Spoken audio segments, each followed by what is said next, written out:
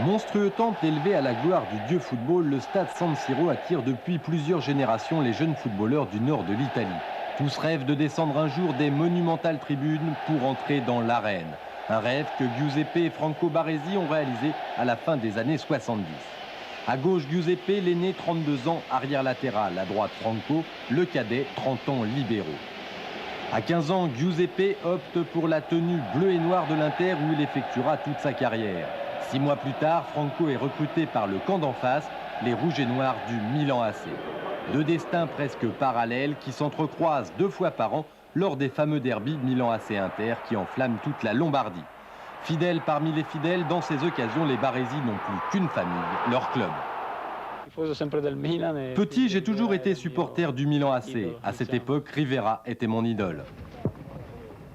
Malgré un petit gabarit, Franco gravit un à un tous les échelons qui mènent à la première division où il débute à 18 ans. Il joue alors aux côtés de son idole Gianni Rivera qui lui termine sa carrière. Ensemble, ils sont champions d'Italie en 79.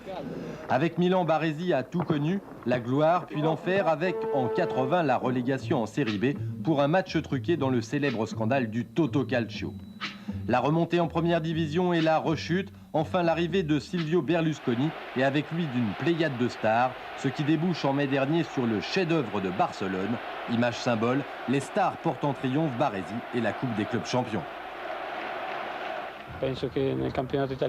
Dans le championnat d'Italie, il y a beaucoup de grands joueurs comme Maradona ou Careca.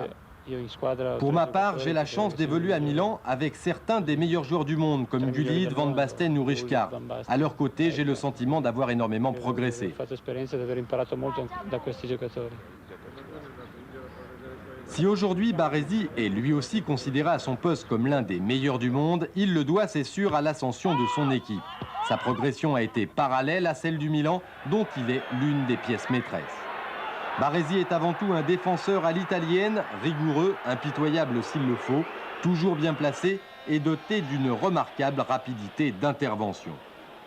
Mais il est aussi et surtout un libéro ultra offensif qui n'hésite jamais à prendre des responsabilités en venant balle au pied prêter main forte à son milieu de terrain, voire à ses attaquants. Il peut ainsi soit orienter le jeu avec des ballons en profondeur ou latéraux, soit créer le surnombre et permettre, comme ici, à Marco Van Basten de marquer. Joueur aux multiples facettes, il est le principal élément du système défensif original mis en place par Arrigo Sacchi.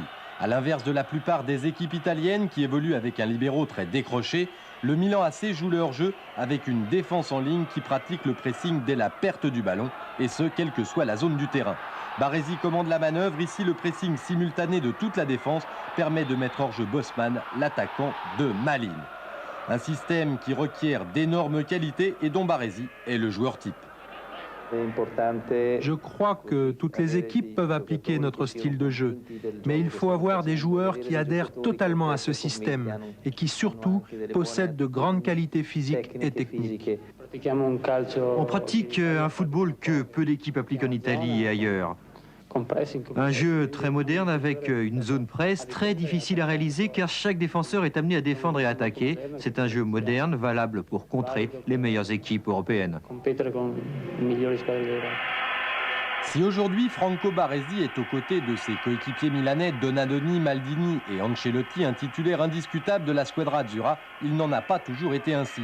9 fois sélectionné seulement entre 82 et 86, il n'a jamais eu la confiance d'Enzo Berzot qui voulait faire de lui un milieu de terrain. Depuis l'arrivée de Vicini, Baresi n'a raté qu'une seule rencontre internationale, ses 39 sélections lui permettant d'attendre le mondial avec une certaine sérénité. Je ne crois pas que l'Italie soit favorite du mondial. Notre objectif est pour le moment de bien nous comporter. Pour moi, les favoris sont le Brésil, l'Argentine ou les Pays-Bas. Ils ont une plus grande expérience, ils ont surtout de plus grands joueurs que nous. Nous serons peut-être la surprise, enfin nous l'espérons. Avec la Squadra Azzurra ou avec Milan, Baresi fait l'unanimité. Dans l'ombre des stars, c'est souvent lui qui montre l'exemple, lui, le chef d'orchestre.